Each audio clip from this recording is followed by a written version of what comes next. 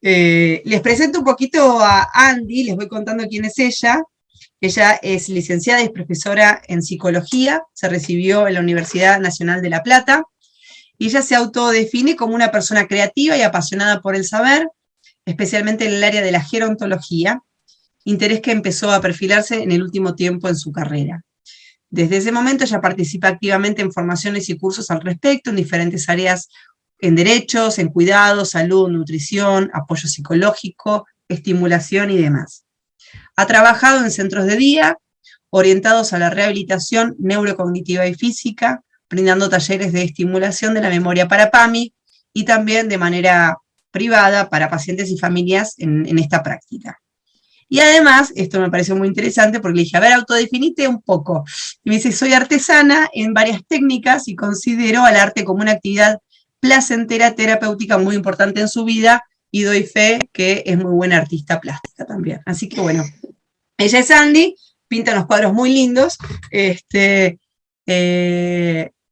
y bueno, vamos, si querés Andy, yo paso la presentación que tengo acá, ¿dale?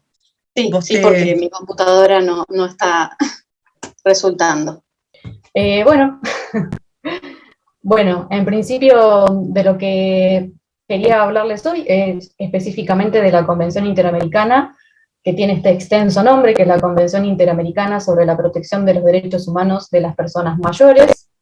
Esta convención es del 2015, Argentina fue uno de los primeros países adherentes, y se convirtió en ley, o sea, que eso tiene una forma específica que se llama ratificación, que la reglamentó Argentina en 2007. Las convenciones tienen un formato particular que hace que para que entren realmente en vigencia haya una determinada cantidad de países que la ratifiquen, o sea, que sean adherentes en principio y que la ratifiquen. En este momento, o sea, y se necesita cierta cantidad para que en sí la convención empiece a entrar en vigencia. Todavía no entró en vigencia, porque faltan, de los creo que son 7, faltan 2 países todavía que la hagan ley en sus países.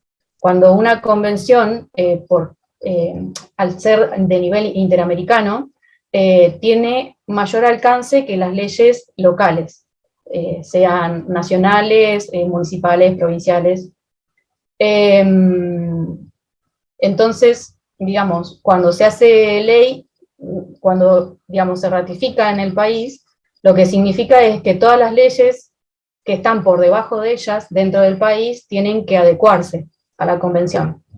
A veces puede pasar que haya artículos en las distintas leyes del país que contradigan alguno de la convención, pero lo que dice o lo que expresa la convención es de mayor importancia que el resto de las leyes, o sea, que está por encima de ellas.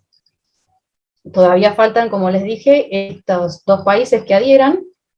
Cuando eso suceda, va a empezar a funcionar un organismo de control, vendría a ser, para que en cualquier situación en que, digamos, cada vez que un país se expresa a favor de y se vuelve en adherente, que se le llama eso Estado parte, a partir de ese momento está obligado por ley a hacerla cumplir, digamos, a reglamentarla y hacerla cumplir en su país.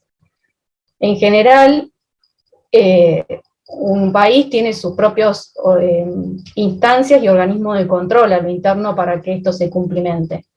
Cuando eso no sucede, hay recursos legales por los cuales uno puede llegar a instancias de este organismo de control que depende de la convención, que es una comisión especial que se arma dentro de la gente que hizo la misma convención, se puede hacer los reclamos a este organismo de control.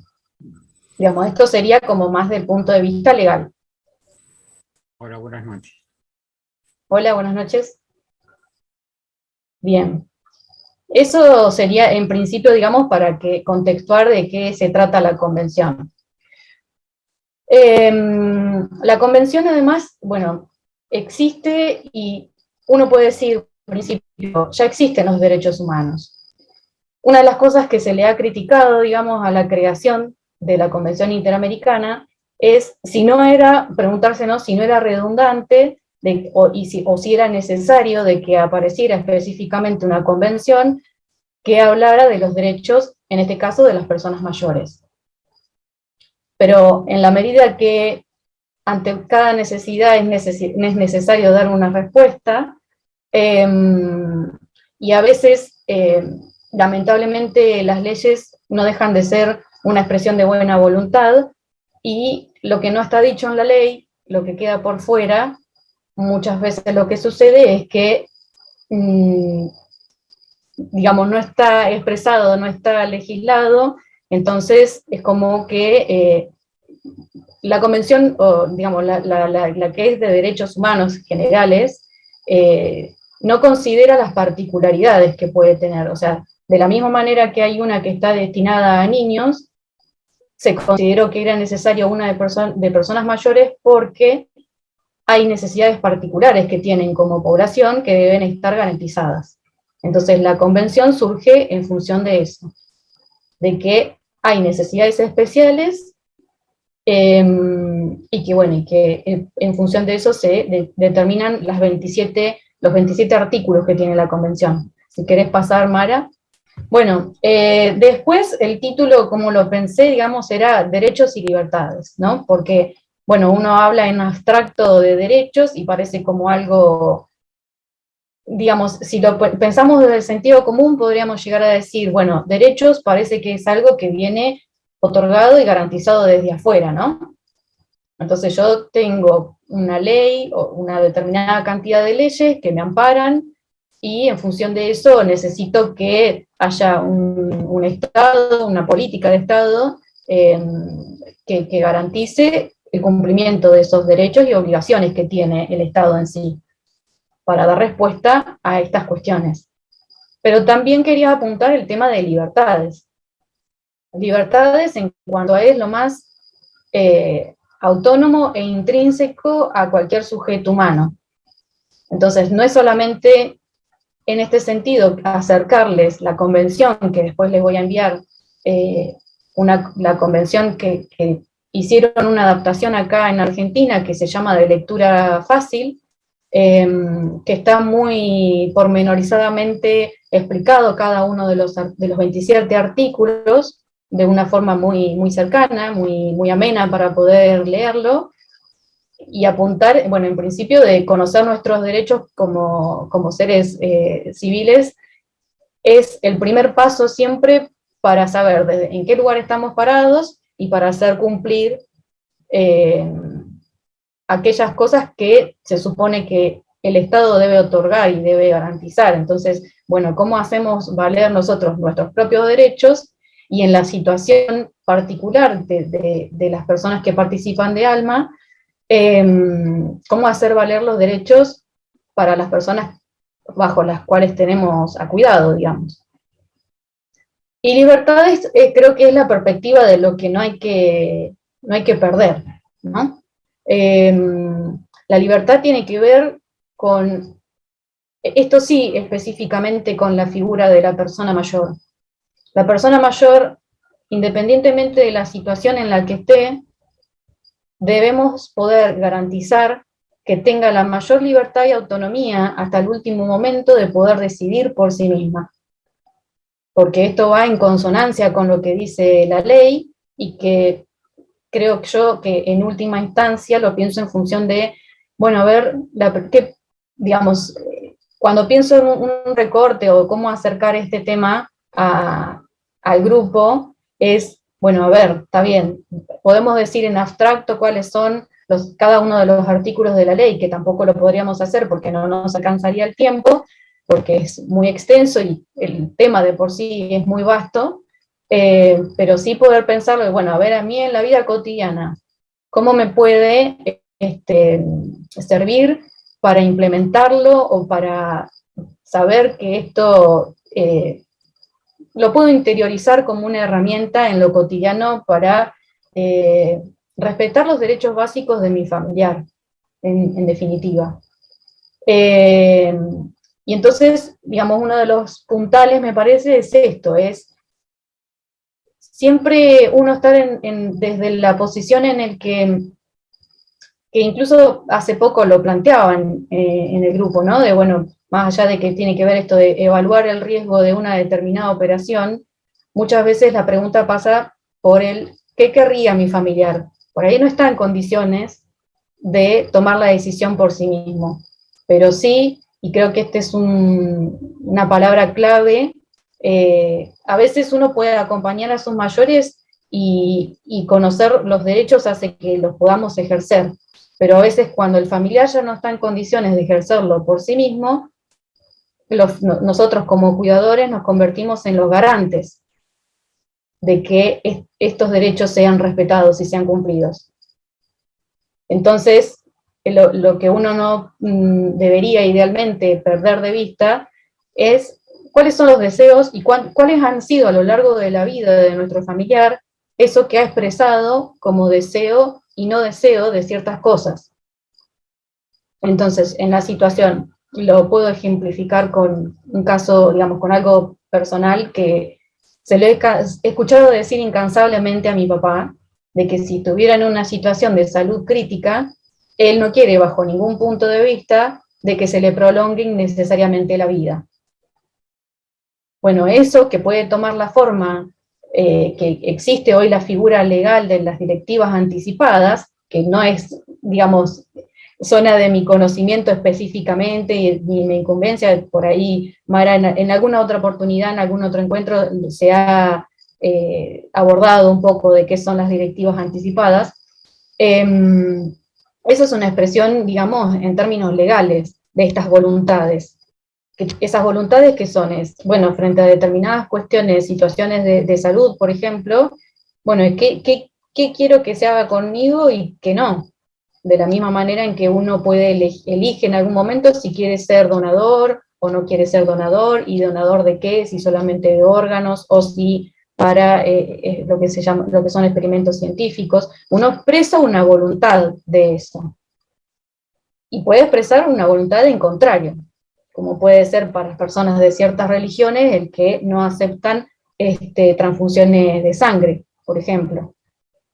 Entonces, hay un bien mayor ahí que tiene que ver con la capacidad y la posibilidad de decidir por uno mismo ciertas cuestiones. Obviamente que acá no existe la eutanasia, hay otros países en los que sí, pero sí existen los cuidados paliativos, y en la medida que el campo de los cuidados paliativos ha ido creciendo y haciéndose más conocido para la gente, eso también ha permitido acceder a ejercer un derecho, en definitiva, que tiene que ver, bueno, cuando la situación ya es irreversible, la persona puede elegir no hacerse más ya los tratamientos, o puede ya de por sí elegir, bueno, yo no quiero hacerme por ejemplo, un tratamiento tan cruento como puede ser a veces un cáncer muy agresivo, entonces prefiero pasar el tiempo que me quede de la forma que se pueda, con cuidados paliativos,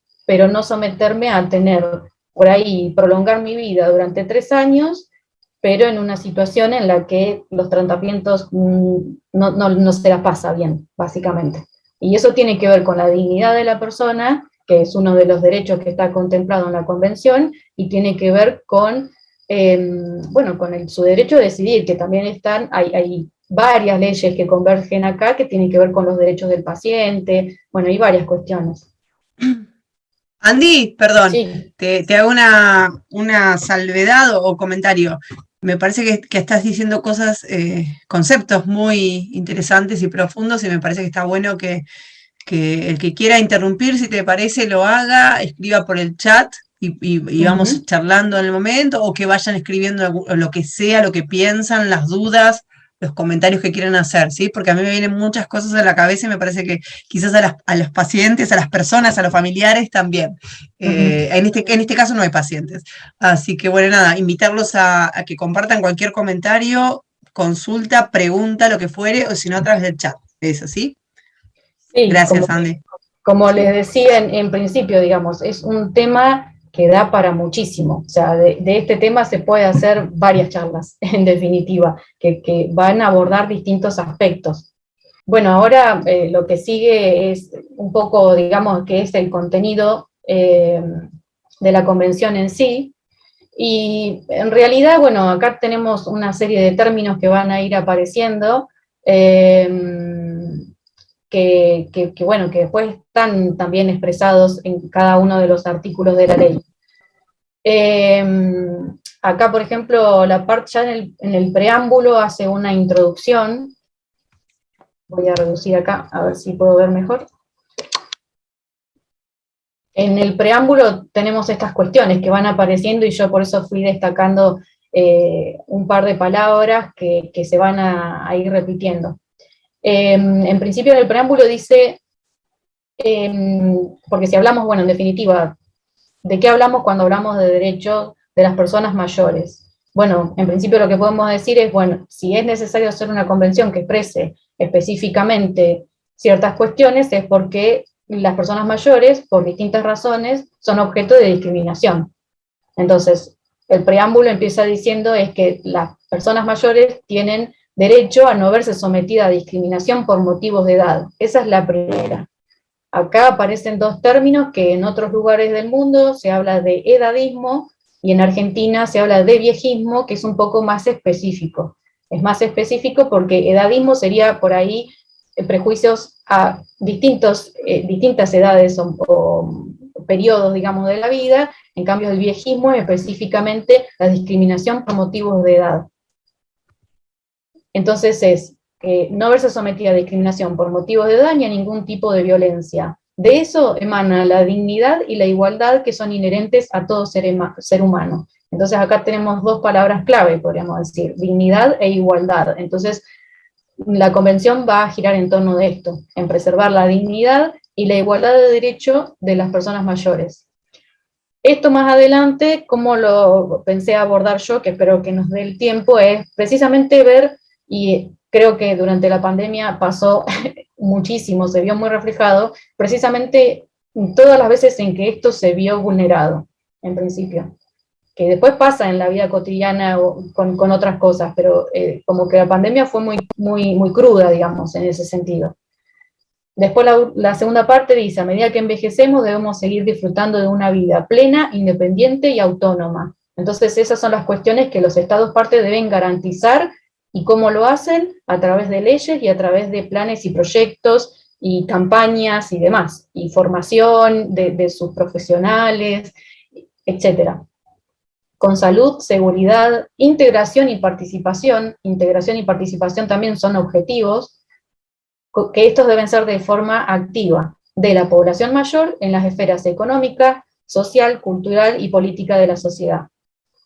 Habla de la necesidad de abordar los asuntos de la vejez y el envejecimiento desde una perspectiva de derechos humanos que reconoce las valiosas contribuciones actuales y potenciales de la persona mayor al bienestar común, a la identidad cultural, a la diversidad de sus comunidades, al desarrollo humano, social, económico y a la erradicación de la pobreza. Que esto también, según como está expresado en un artículo de la ley, lo que sucede es que generalmente la persona mayor, una vez que es jubilada, la concepción social histórica que se ha ido construyendo en torno de eso es que ya pasa a ser pasivo, y pasivo lo pone en un lugar de poco valor para la sociedad, porque no generaría teóricamente o sea, una producción que impacte en lo económico. Eso igual es discutible a todo punto de vista. Pasada a la siguiente, Mara.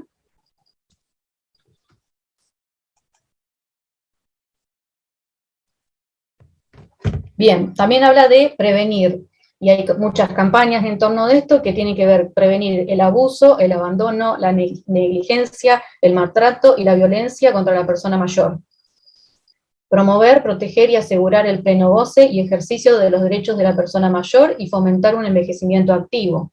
Esto es un término que se nos hace muy familiar actualmente, el envejecimiento activo. Los países que adhieren a esta convención se comprometen a atender los asuntos que involucran a personas mayores, trabajar para hacer valer y proteger los derechos y libertades de las personas mayores y crear las leyes y acciones necesarias para ello, que era lo que en parte los hablaba al principio. Siguiente, Mara. Bien. Esa es la etapa de la convención que les voy a mandar ahora por el chat, que es en lectura fácil. Acá lo que dice, digamos en resumen, en una introducción, lo que aparece es esto: las personas mayores tienen derecho a tener una vida plena y saludable, tener una vida segura, tener una vida autónoma e independiente, integrarse a su comunidad, participar de las actividades económicas, sociales, culturales de su comunidad, elegir a sus representantes y formar parte del gobierno de su país. Siguiente, Mara. Bien, este póster también se los voy a facilitar, que acá están resumidos básicamente los 27 artículos de la Convención. Acá lo que tenemos, y ahí voy a ir un poco rápidamente porque después vamos a ir volviendo sobre alguno de ellos. El primer artículo dice: igualdad y no discriminación por razones de edad. Esto que yo les decía hoy, viejismo o edadismo en otros países como España, por ejemplo. El segundo artículo habla del derecho a la vida y a la dignidad en la vejez. El tercero habla de la independencia, derecho a la independencia y a la autonomía, a la participación e integración comunitaria, a la seguridad y a una vida sin ningún tipo de violencia. Bueno, nosotros no lo estoy viendo bien, así que el 5 es a la seguridad, 6, a no ser sometido a tortura ni a penas o tratos crueles, inhumanos o degradantes. 7, brindar consentimiento libre e informado en el ámbito de la salud. Libertad personal, libertad de expresión y de opinión y derecho al acceso a la información. Derecho a la nacionalidad y a la libertad de circulación. Derecho a la privacidad e intimidad. Siguiente, Mara. Derecho a la seguridad social, derecho al trabajo, derecho a la salud, derecho a la educación, derecho a la cultura, a la recreación, el esparcimiento y el deporte, derecho a la vivienda, a la propiedad, a un medio ambiente sano. Siguiente.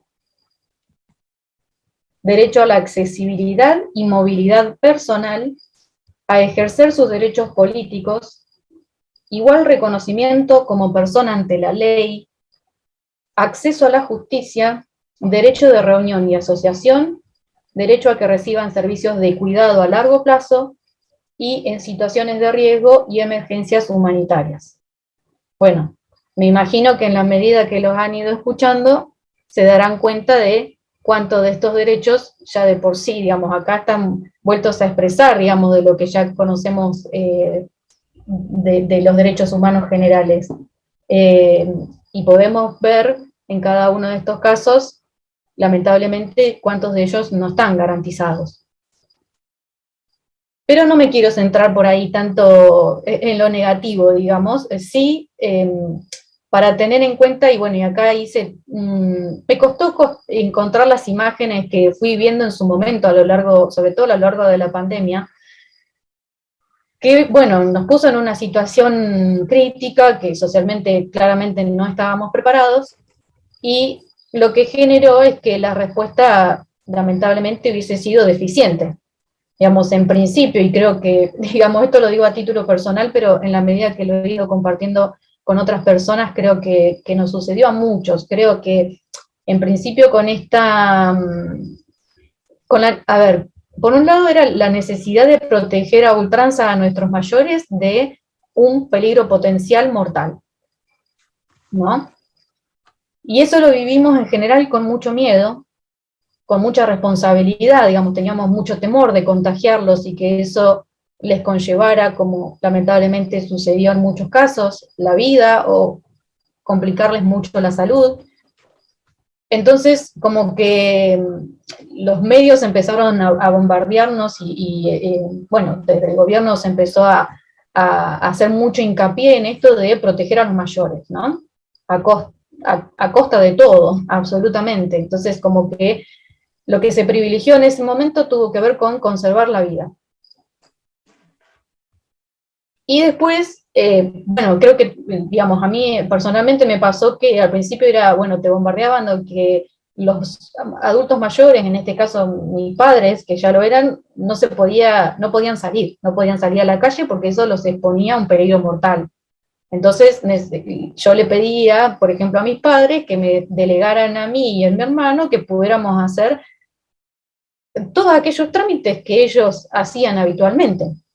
Lo que terminó sucediendo es que no quisieron, o sea, no delegaron, uno en algún momento se enojó con que no delegaban, o no querían que uno fueran porque ellos están acostumbrados a ir a su negocio y demás, a manejarse básicamente, y al principio fue difícil y después uno se termina dando cuenta de, bueno, pero a ver, está bien que hubo este bombardeo mediático en función de que había que a ultranza protegerlos, pero eso estaba ya yendo en contra de lo que la misma convención, cualquier derecho básico humano, contempla, que tiene que ver con el derecho a la autonomía. Entonces, hubo muchas cosas que quedaron reflejadas, digamos, en cómo fue abordado el tema en los medios. En principio, las imágenes que pueden ver a la izquierda, bueno, esa imagen particular del SAME estando en la puerta de un geriátrico y sacando a las personas y mostrando las caras de las personas, a mí me quedó muy grabado porque me resultó muy impactante de que esto no está bien. O sea, mi sensación en ese momento era, no solo porque desde el lugar que estaba pensándose y como históricamente de alguna manera se viene pensando, reflejan los medios el hecho de ser mayor, desde un lugar como de la extrema vulnerabilidad, y no preservando tampoco la identidad de las personas, la dignidad de las personas. Entonces ya ahí podemos ver y podemos empezar a relacionar de estos artículos que acabamos de ir leyendo, lo que ya no se estaba pudiendo, no se estaba cumpliendo, no se estaba garantizando. Los medios tienen, por supuesto, una responsabilidad muy grande con esto, pero también tiene que ver con las políticas públicas y cómo, y todos, digamos, estamos implicados en cómo hacemos valer estos derechos, ¿no? Después, bueno, empezamos a también recibir información acerca de cómo estaba manejándose la situación en lugares como Europa, y este run run, digamos, que en algunos casos parece haber sido real, pero que también acá mismo se decía, que empezó a hablarse socialmente de esto, es, bueno, y en el caso de que una persona mayor esté en una situación crítica y una persona joven también, la teoría era, van a privilegiar la vida de la persona más joven, y al adulto mayor lo van a dejar morir. Bueno, eso también vulnera, en los casos que hipotéticamente puede haber llegado a suceder, esto también va en contra del derecho a preservar la salud y la vida de las personas, especialmente de las personas mayores. Entonces empezamos a saber, por ejemplo, de lugares como Bélgica, o como España, o como Italia, que supuestamente se decía esto, ¿no? Los dejan morir. Después, bueno, también podemos pensar los efectos nocivos que tuvo ese aislamiento tan extremo, y después cómo la imagen que sigue abajo, ¿no? De cómo en algunos espacios fueron implementando formas de poder estar un poco más cerca, que no fuera tan estrictas las medidas, y que aunque sea a través de un vidrio o a través de un plástico, pudiéramos hacer algo tan importante como vernos a la cara, poder sonreírnos y poder tener un mínimo contacto, un abrazo que fue tan importante y que fue tan duro y tiene seguramente, o sea, tuvo y tiene muchas consecuencias psicológicas en las personas, digamos, que eso hasta yo, digamos, hoy lo veo en las consultas de las personas mayores, digamos, las consecuencias psicológicas que tuvo ese aislamiento. ¿El siguiente, Mara? Bueno, es una forma de ir como haciendo una lectura de cómo esto fue abordado en los medios de comunicación, pero que puso en relieve, digamos, un montón de cuestiones que hacen a los prejuicios. Digamos, cuando uno habla de viejismo, precisamente tiene que ver con los prejuicios que uno tiene en torno de la idea de lo que es ser mayor. Entonces, como que parece que mediáticamente lo que muchas veces se refleja es que toda la gente mayor está institucionalizada o en una situación de vulnerabilidad tal que a veces no es tanta. Digamos, no, la mayoría de las personas, o sea, solamente un 2% de las personas están institucionalizadas. Después, bueno, fueron pasando muchas otras cosas mediáticamente, voy a ir un poco más rápido con esto por el tema de los tiempos. Una de las cuestiones principales que sucedió en su momento es que en la ciudad de Buenos Aires quisieron implementar este permiso para circular para los mayores. Perdón, se está interrumpiendo algo ahí. Perdón. ¿Alguien tiene habilitado su audio? Ahí estoy. Hola, ¿me escucha? Sí. Hola. Hola. Quiero preguntar además si se te escucha bien, porque yo escucho cortadito. ¿Se la escucha bien a Andy y Andrea? Sí, yo la escucho perfecto. Cambié de dispositivo, por eso hubo ese acople, porque tengo que hacer algo mientras, pero no quiero dejar de escuchar. Bueno. Perfecto. Perfecto. Bien, ya estamos terminando. Bien. Bueno, entonces les decía que pasó que quisieron implementar este permiso para mayores de 70 años. Bueno, en principio, si recuerdan, teníamos esto de que teníamos que salir por el número de documento. Esto fue general para toda la población. Después en la ciudad, y esto tuvo un gran repudio, de las cuales acá tengo un ejemplo por lo menos que fue el que encontré, pero Nacha Guevara, que salió a quejarse básicamente de ese permiso que quisieron implementar, pero esto en realidad salió mucha gente a cruzar enseguida y decir, no, esperen, esto no puede ser. Hay un gran referente que es un defensor del pueblo, que es Eugenio Semino, que bueno, que fue uno de los voceros, pero también hubo otros referentes del PAM y demás que salieron a decir esto no es legal, inclusive. O sea, no es legal que se tenga que pedir este tipo de permiso, y además, justo abajo encontré una buena imagen para representar la infantilización. En parte, querer haber hecho este permiso tenía que ver con esto, digamos, ponerlos a los adultos mayores en un lugar de que no fueran capaces de decidir, cuando en realidad son y fueron mucho más responsables respecto de cuidar su salud y no exponerse necesariamente. Entonces esto incurre en el prejuicio del viejismo, y una de las características que tiene, en las que se expresan estos prejuicios, es la infantilización. La infantilización tiene que ver con esto que por ahí uno puede tener incorporado de, ay, pobrecito, el viejito, que no puede, ¿no? Esta cuestión siempre como de minimizar, de olvidarse de que esa persona tiene una historia, y que hoy es la expresión de esa historia, de que tuvo un trayecto laboral probablemente, o de cuidado de su familia, y que eso lo hace ser una persona entera, y que eso no se reduce solamente a una figura como puede ser la de ser abuelo. Y esto puede ser controversial, pero sucede que socialmente y en los medios, o incluso en el uso cotidiano, nos dirigimos, digamos, a los adultos mayores como abuelo, abuelito, y eso también de alguna manera es discriminador. Si bien uno lo tiene incorporado desde el lugar de que lo hace como cariñosamente, en muchos casos tengo que pensar que la persona que tengo enfrente, yo no sé si es abuelo o no es abuelo, y en todo caso no es mi abuelo. Yo le voy a decir abuela o abuelo a mis propios abuelos, pero a la persona no tengo que perder de vista que no puedo reducir toda una vida y la multiplicidad de cosas que ha sido una persona durante la vida a un rol que puede ser de abuelo, y que puede tener o no tener realmente. Entonces es importante, digamos, cuando yo pienso, ¿cómo llevamos esto a las prácticas cotidianas en definitiva? Bueno, respeto. ¿Desde dónde? Y teniendo en cuenta la dignidad de la persona. Bueno, ¿y cómo se expresa la dignidad de la persona? Bueno, esa persona es un señor o una señora, y en definitiva, si le puedo llamar por señor o por señora, y en todo caso le pregunto cuál es su nombre, y me dirijo a él por su nombre, o a ella por su nombre. Entonces, por eso también está el título de adultos mayores, abuelos no, personas mayores. Entonces aparecen estas cuestiones: paternalismo, infantilización, marginación, invisibilización, ¿A qué remiten cada una de estas palabras? Bueno, paternalismo es pensar, y a ver, la convención expresa justamente un cambio de paradigma en este sentido. Cuando uno habla de cambio de paradigma es porque lo pensamos en términos de que hay un cambio de concepción de cómo es pensado.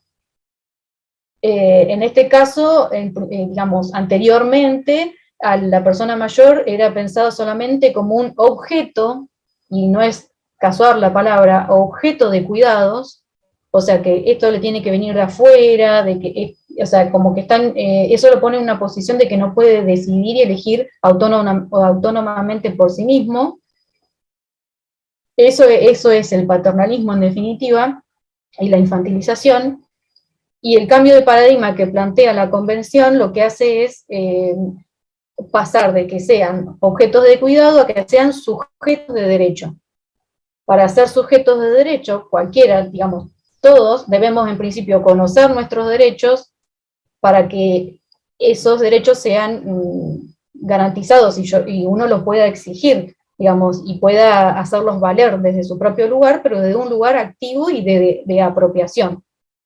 En el caso, como les decía, digamos, en la situación por ahí que agrupa a los familiares que forman parte de ALMA, tiene que ver con hacer valer a veces esos derechos por nuestros familiares. Otra cosa que pasó fue, que es bastante reciente y que también gracias al repudio popular, de la misma manera que el repudio popular hizo que se tuvieran que echar atrás con esta medida que quisieron implementar, de que fuera un permiso especial para mayores de 70, o sea, personas mayores que tenían que pedir permiso para salir de su casa, o sea, piensen lo loco que suena. También sucedió hace poco tiempo, que bueno, ahí puede haber otros trasfondos también, y que la Organización Mundial de la Salud quiso, digamos, en los manuales que aparecen de clasificación de las enfermedades y trastornos, quiso poner otra vez, digamos, ha habido ya discusiones con esto, declarar a la vejez como enfermedad. Y esto también obviamente va en contra de un montón de cosas que se han ido tratando de construir a lo largo de este tiempo y que vulnera los derechos que ya están contemplados por la Convención. O sea que hasta en ese punto era planteado como un retroceso. Como les decía, esto a partir del reclamo y el repudio de un montón de profesionales y gente de personas que pertenecen a la sociedad civil y demás, también se tuvieron que volver atrás. ¿Y qué implica? Que la OMS, la Organización Mundial de Salud, queda a decir que la vejez es una enfermedad, y está patologizando básicamente la vejez. Y la vejez es un estadio, una etapa más de la vida como cualquier otra. Que sea con alguna enfermedad o no, no es una condición propia de la vejez. Ese era el punto. O sea, si la pienso como una vejez, como una enfermedad, entonces estoy pensando de que necesariamente tiene que haber medicación y todo un sistema médico que está puesto en función de eso, y como viéndolo como algo patológico, cuando en realidad no, es parte de la vida. Después que en ese trayecto, que bueno, además sumado a la complejidad de la cantidad de años que se van sumando, digamos, a las expectativas de vida que ha ido creciendo tanto y que para 2050 va a invertir básicamente la pirámide poblacional, o sea que esto significa que va a haber más mayores, va a haber más personas mayores de 60 años que menores de 16, significa que, bueno, hay todo un sistema que hay que preparar para que se pueda responder básicamente a las necesidades que eso, y a los desafíos que eso va a plantear. A ver cómo ya hemos quedado con las diapositivas. ¿Cómo estamos de tiempo? Ahí está bien.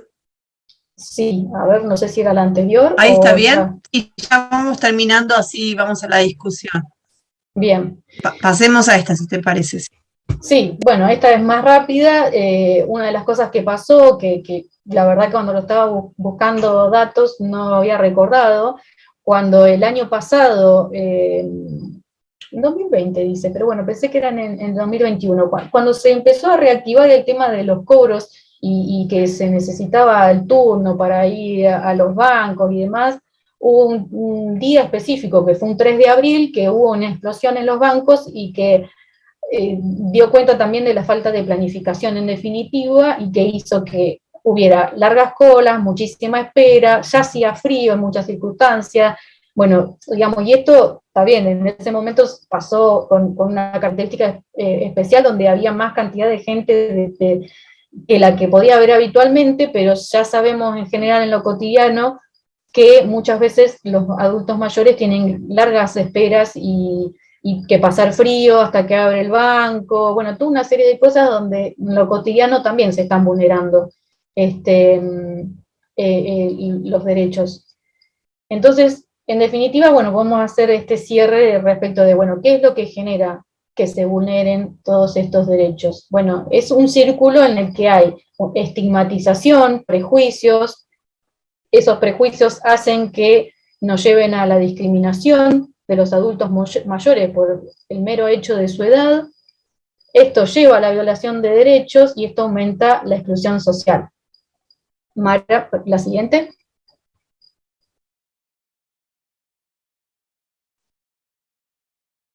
Ah, bien, pensé que, está, me faltaba esta parte. Bueno, y les decía, ¿qué maneras encuentra un Estado para ir, digamos, más allá de que fallan a veces en las planificaciones y en las prácticas, sí hay, y bueno, desde ALMA y desde PAMI inclusive se hacen muchas campañas que tienen que ver con esto, que tienen que ver precisamente con las premisas y los artículos que tienen que ver con la ley. Entonces, el tratame bien tiene que ver con una de las cuestiones que, bueno, cuando puedan acceder, que les tengo que enviar la convención, bueno, el buen trato, lo que se conoce como buen trato y que se hacen muchas campañas que seguramente han escuchado, bueno, es parte de lo que se desprende de la ley. Bueno, ahí quienes están estudiando las dos tenía que ver con esto, con los prejuicios que a veces se tiene, de pensar que las personas mayores no son capaces de, etcétera. Esto que se llama stop edadismo, que bueno, en otros lugares tomó esa forma, pero acá también sería que basta de viejismos, y que bueno, ya encontré una que era de campaña de PAMI, no al viejismo. ¿Y qué es el viejismo? Son los prejuicios y estereotipos que lo que generan es que haya discriminación de las personas mayores, ¿no? A ver, en función de estas cosas que fuimos nombrando y que, bueno, es apenas un pequeño recorte de todo lo que podríamos llegar a decir, ¿no? ¿Cómo incorporamos nosotros en la práctica cotidiana? Y lo planteaba un poco al principio, o sea, ¿cómo hago valer yo con mi persona familiar que tengo a mi cargo? ¿Cómo hago para que yo me pueda autoobservar de alguna manera con mis propios prejuicios viejistas, edadistas? Bueno, en principio creo que una de las cosas fundamentales tenía que ver con esto, con que nosotros nos convirtamos en los garantes de los derechos de nuestros familiares. Eso tiene que ver desde que el momento que en muchos casos al principio, antes de haber tenido que llegar a la instancia de una institucionalización, que no todos están en ese estadio, en ese momento, en esa etapa, bueno, es como garantizo que mi familiar tenga suficiente acceso a, por ejemplo, a los cuidadores que tienen que tener, cuáles son los trámites que tengo que hacer al respecto, que bueno, ahí podemos hacer un empalme con lo que vamos a ver en el próximo encuentro, que puede tener que ver con tramitar certificado de discapacidad. Bueno, todo eso son las herramientas legales que uno tiene para acceder, pero bueno, ¿cómo lo incorporo yo a la práctica cotidiana? Bueno, esto que yo lo fui reflejando, y la infantilización.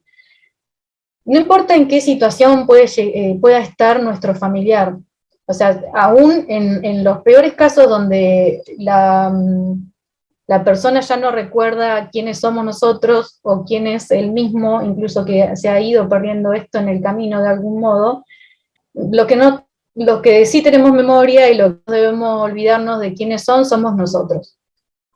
y que, digamos, garantizar los derechos ahí en ese sentido tiene que ver con que todo lo que yo pueda hacer para que esto impacte en la calidad de vida de la persona que tengo a mi cargo, tiene que ser pensada en función no tanto de mí misma y de lo que yo querría, sino idealmente desde el lugar de lo que desearía la persona.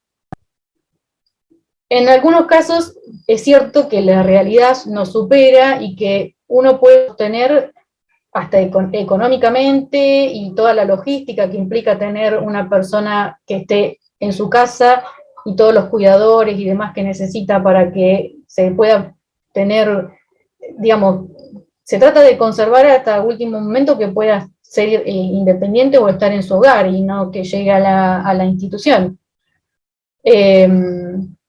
Pero bueno, uno tiene ciertas herramientas por las cuales puede acceder a hacer esos pedidos, pero a veces la realidad hace que llega a un punto que tal vez, o económicamente es muy difícil, porque no está cubierto al 100%, digamos, cada uno de los cuidadores que necesitaríamos en realidad. Entonces, bueno, frente a eso, ¿qué hacemos? O puede ser una persona, como es el caso de muchos de los que han participado de este espacio, es que, bueno, yo lo tengo a mi mamá a mi cuidado, estoy mucho tiempo con ella, por ahí tengo algún cuidador, pero llega un punto que uno no tiene ni siquiera la preparación física para poder responder a ciertas necesidades, como puede ser movilizarlo, ir a bañarlo, movilizarlo en la cama, o si ya queda en la cama. Bueno, ¿qué hago yo para que esto no haga que se pierda también la dimensión de la subjetividad de la persona? Entonces, bueno, no infantilizar tendría que ver con que respetarlo, seguir conectando de la manera en que uno va tratando, eso es en el 1 a 1, digamos, ver qué cosas le sirven a cada quien para conectar con sus recuerdos, con la identidad, con lo que fue esa persona a lo largo de su vida.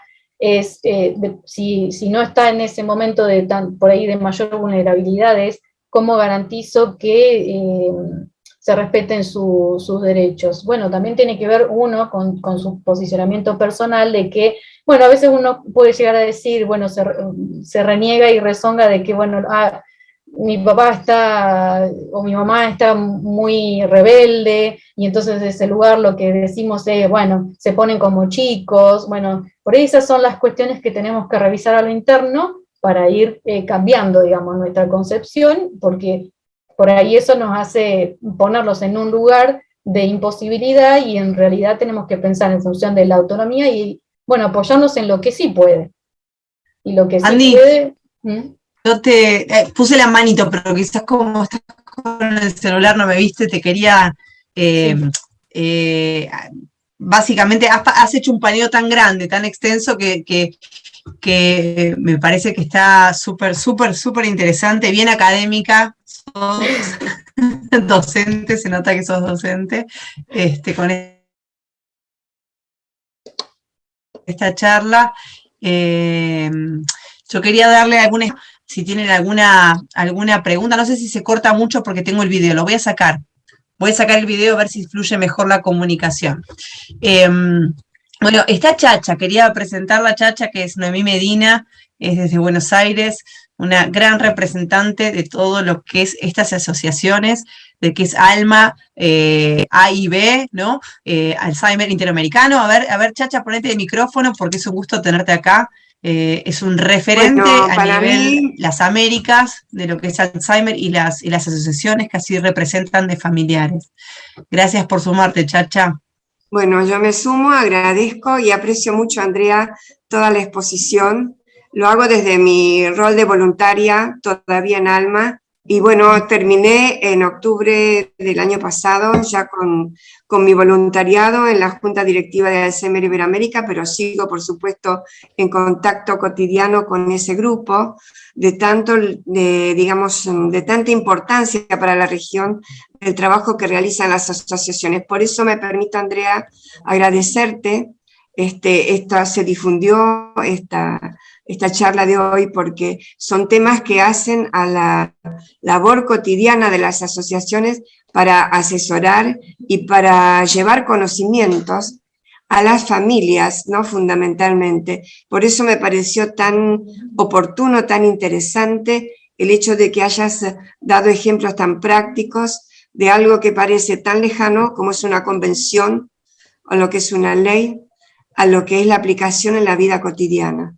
Así que con tus ejemplos hasta personales, muy agradecida y sé que los considero muy valiosos y agradezco a Mara este espacio también, ¿no? Que se abre para la familia. Lo digo sobre la base de mi experiencia de voluntariado en estas organizaciones en este tiempo. Así que Mara y Andrea y a todos los presentes, aprovechen estos espacios que son realmente un alimento muy grande para continuar y viendo de alguna manera la mejor parte de lo que podemos vivir cuando una familia se ve afectada por este problema, ¿no? Siempre hay cosas para hacer y a quién recurrir también. Gracias, Mara, por darme estos minutos y un saludo muy cordial para todos. Gracias, Andrea. A ustedes, a ustedes.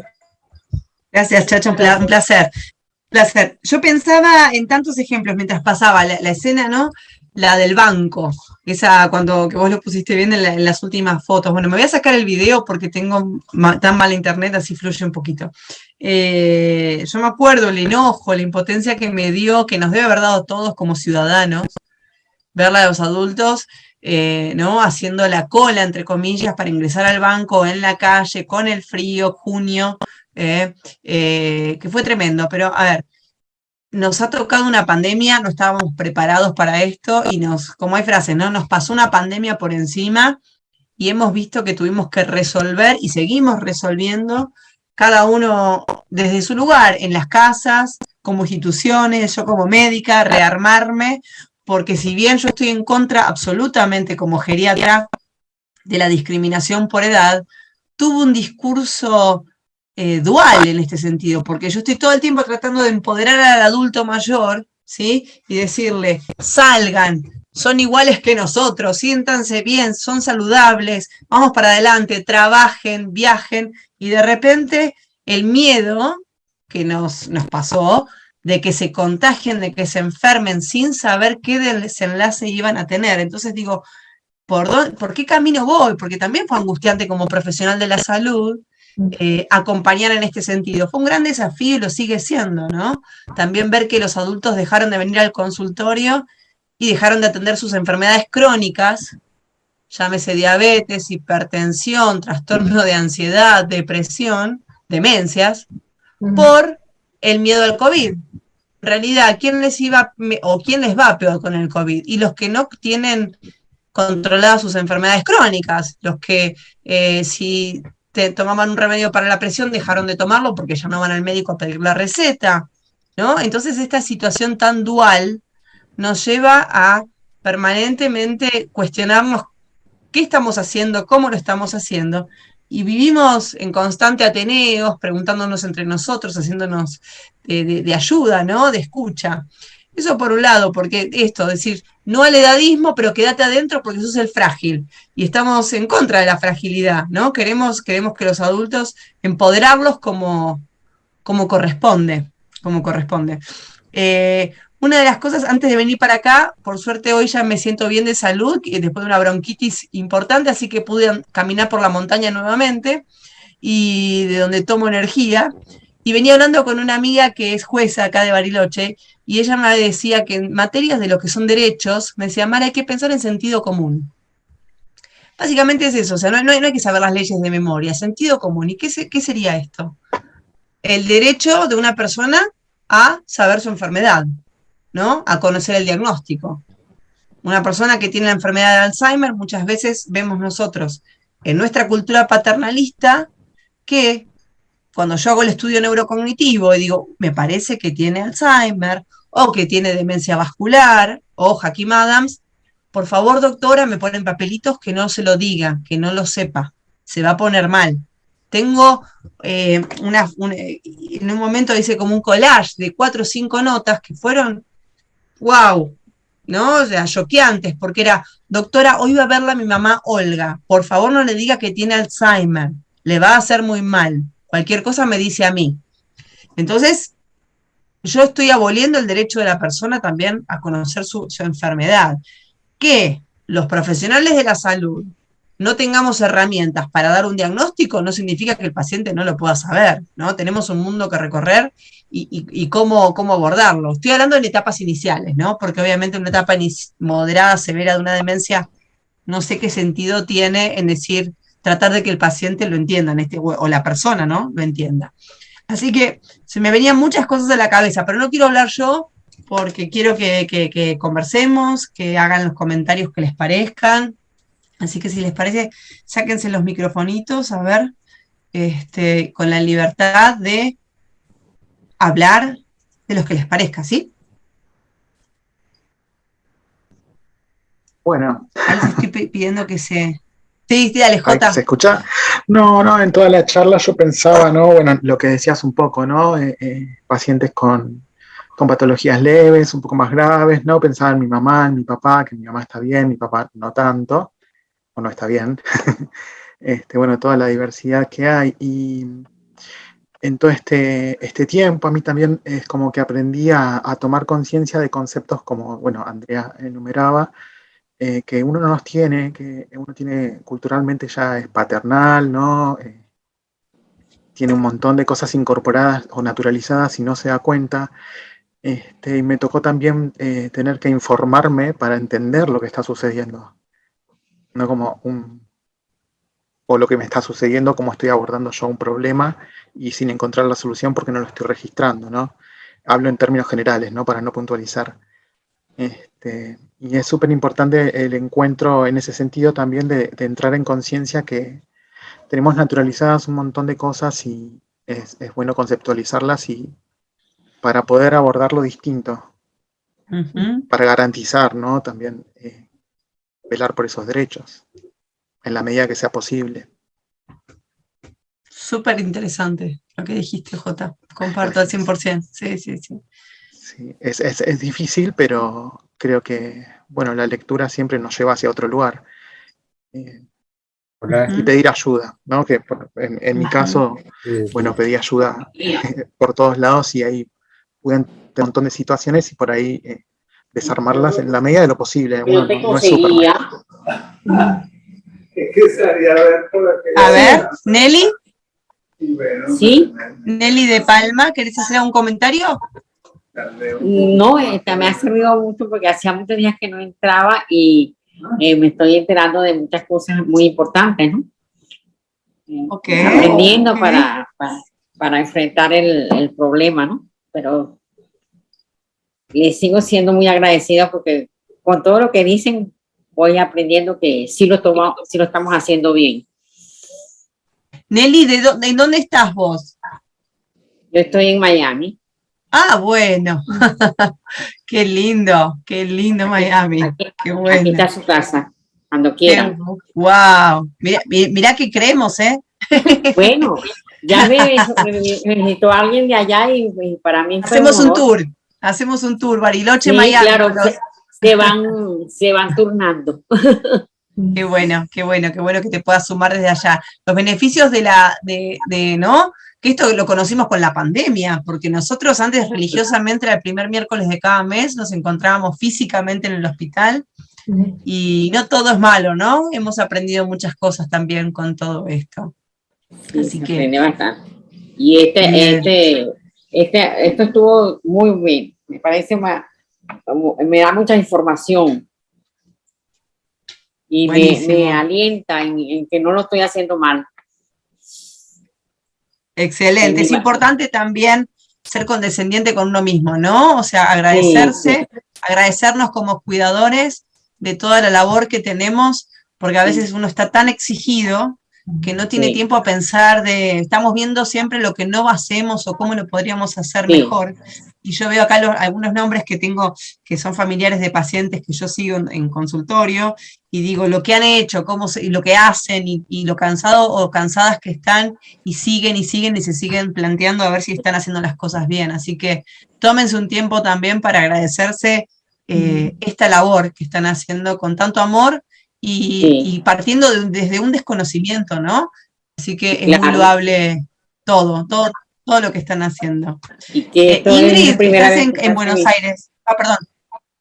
Perdón, No, Nelly. digo que esta es la primera vez que nos pasa en la familia, pues entonces estoy como quien dice debutando y no lo siento que lo estoy haciendo bien.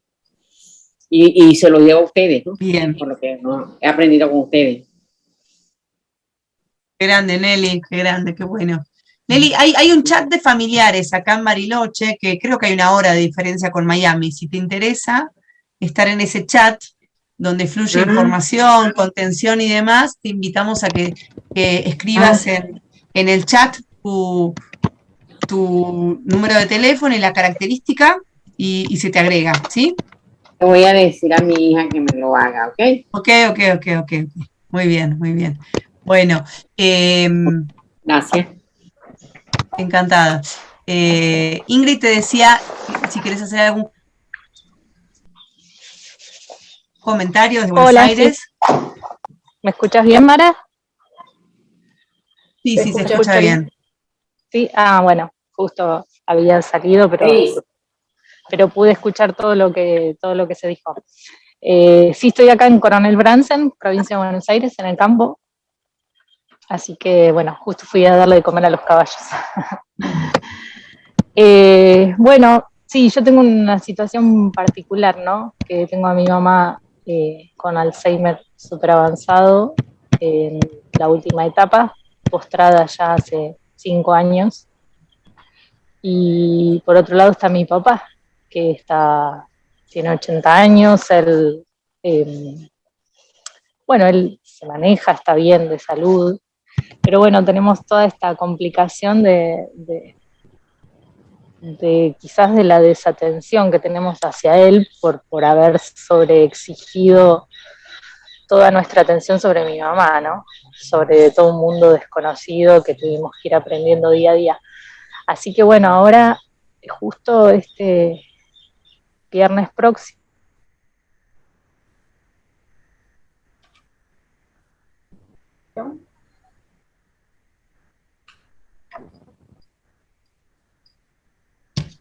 Se cortó, ¿no? No sé si yo dejé de escucharte, Ingrid. Te el dejé de médico me escuchar. va a dar alguna Hola. Perdón, te dejamos de escuchar. Que la semana que viene. Esta semana tengo turno con psiquiatra para que traten el caso de él. Bien. Pero lo de él sería por desánimo, ¿no? Por angustia, porque está muy desanimado, no tiene ganas de nada.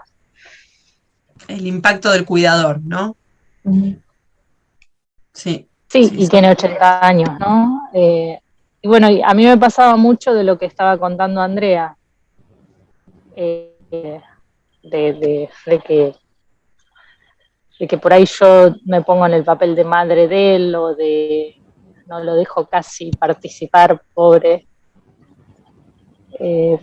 Pero bueno, es toda no me justifico, pero sé que estoy sobreexigida junto con mi hermano por la situación de mi mamá, entonces es como que lo de él, pobre, pasa seguro a un segundo plano y a un simplificar las cosas, ¿no? Entonces es como que no le damos el lugar, no le damos el el espacio. Sí. Y bueno, eso es re complicado, yo lo estoy viendo, de hecho tuve una discusión con él en un momento y me dijo, vos sos autoritaria, me dice, claro, yo voy y tomo decisiones. Claro. Sí, a veces, bueno, quiero aportar algo en ese sentido, ¿no? De que a veces uno está en una situación en que hace lo mejor que puede con las herramientas que tiene en el momento.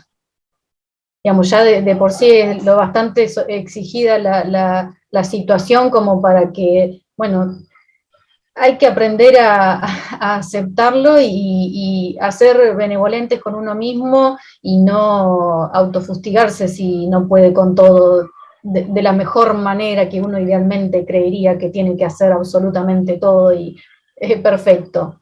Nada, somos seres humanos y también tenemos nuestras limitaciones y hacemos lo mejor que podemos. Si en el camino podemos recibir asesoramiento y acompañamiento para ir incorporando conocimientos, herramientas para ir mejorando estas cuestiones, bueno, bienvenidas sean. Pero en la medida de lo posible, bueno, está bien, está bueno ir incorporando y aprendiendo cosas nuevas porque hacen que nosotros podamos mejorar, incluso en la gestión de las propias emociones y de todo lo que exige y genera estar en situación de cuidado, ¿no? Pero sí, digamos, a mí me interesaba cómo, de alguna manera, si bien no tuve tanto tiempo para desarrollarlo bien, pero de cómo bajarlo a lo cotidiano, de cómo uno puede ir incorporando eso como herramienta, de que, bueno, a veces las intervenciones profesionales que uno puede hacer en el trabajo gerontológico tienen que ver con ver desde qué lugar se puede hacer a un adulto, a otro, en este caso un cónyuge, hacer participar de las decisiones para que no se sienta tan afuera de eso. Que eso también es una forma de respetar su autonomía y de que no se sienta que no tiene voz y voto en eso. Y es eso, es garantizar y preservar los derechos tiene que ver con darle voz y voto en la situación, hacerlo partícipe. Sí, totalmente. Inés, sí, Inés. Hola, muy buenas tardes. Gracias por esta gran oportunidad. Me estoy dando cuenta por la conversación que parece que entré muy tarde. Yo tenía la hora de las 5 y no sé si es que, claro, yo estoy hablando desde Venezuela. Qué bárbaro. Ustedes están en Argentina, ¿cierto? Claro. Bueno, Inés, vamos a hacer así, mira, vamos a poner, para el próximo flyer viene hora de Miami, hora de Venezuela. Ay, perfecto, gracias. Sí, me comprometo a hacerlo. Ella dijo que era de Venezuela, es paisana. ¿Sí? Ajá, hola, encantada. Bueno, hola. Entonces, la parte que escuché me pareció muy interesante y realmente, o sea, no sé cómo quedaron ahorita en esta conversación, si es recomendable, porque por lo general un adulto mayor es llevado al médico cuando los familiares, que por lo general son los hijos, están observando en su familiar mayor que está teniendo olvidos y cosas así. Entonces, el tema que ahorita capté fue la importancia por su derecho a él tener el conocimiento de que está padeciendo esta enfermedad. Y bueno, es un gran tema porque por lo menos lo que yo he visto, uno como hijo tiene temor de decirle eso a su familiar que lo ve en esta situación, precisamente porque no vaya a causarle más miedo o temor o depresión.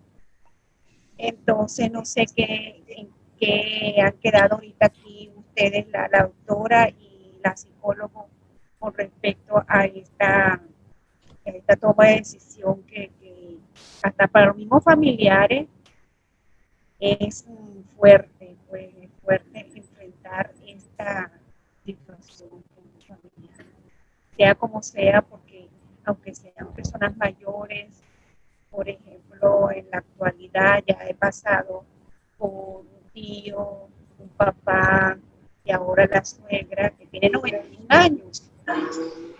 Y entonces estamos viendo esto y bueno, aunque con mucho cariño sus hijos es atendida y se le pone a hacer ejercicios y eso, pero claro, uno que ha visto en el transcurso de su vida tan activa, tan dinámica, entonces, bueno, no deja de causar dolor, tristeza y todos esos sentimientos encontrados porque uno nunca quiere ver a su familiar así.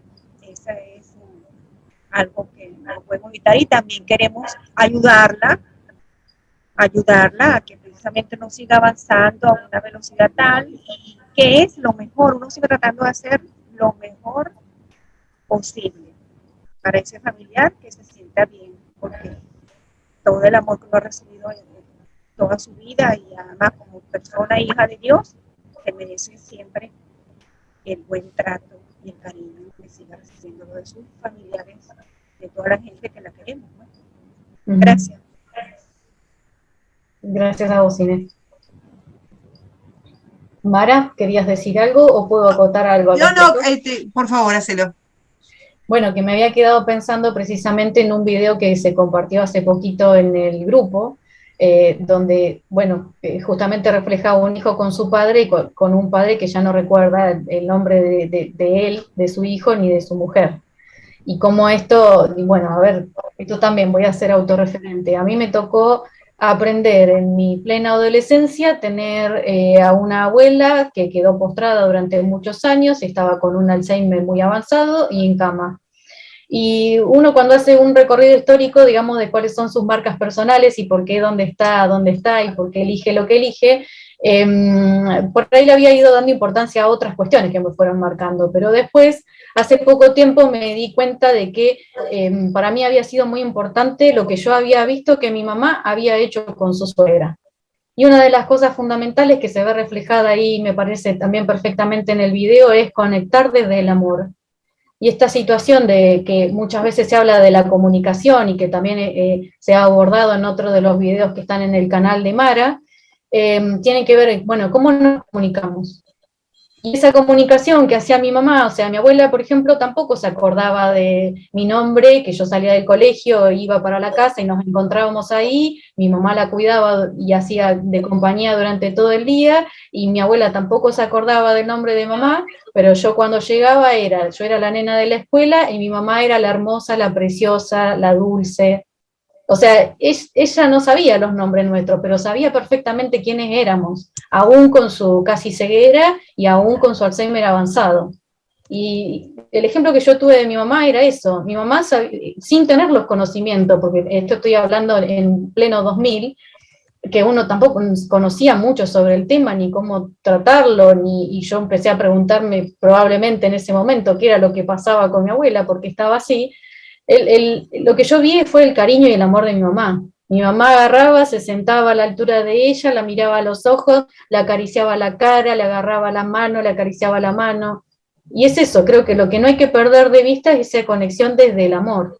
Y a veces otra de las cosas que nos pueden servir como guía o como brújula, y bueno, cuáles fueron los gustos personales de esa persona, y tratar de compartir y tener momentos de calidad que tal vez no son muchos, pero esto de tener una mirada, un acercamiento cara a cara, puede facilitar que haya un rato, aunque sea de conexión, y a veces puede ser a través de la música. Hay muchas estrategias, pero la música, la musicoterapia con una canción que a ella le guste, de cantar juntas, de, no sé, con cosas que se puedan recordar del pasado. Bueno, eso es lo que permite acercarnos y somos nosotros los que rescatamos a la persona que hay ahí, digamos, y que siempre hubo y que esa persona fue. Esperamos que esta charla te haya sido de utilidad. Si es así, te invitamos a que la compartas y que te suscribas al canal de YouTube, así como que pases por mi página web, donde hay un blog y hay material descargable que puede llegar a ser también de utilidad. Recordá que estamos en vivo el primer miércoles de cada mes desde el Espacio de Alma, donde podemos generar un intercambio rico con diferentes profesionales de la salud.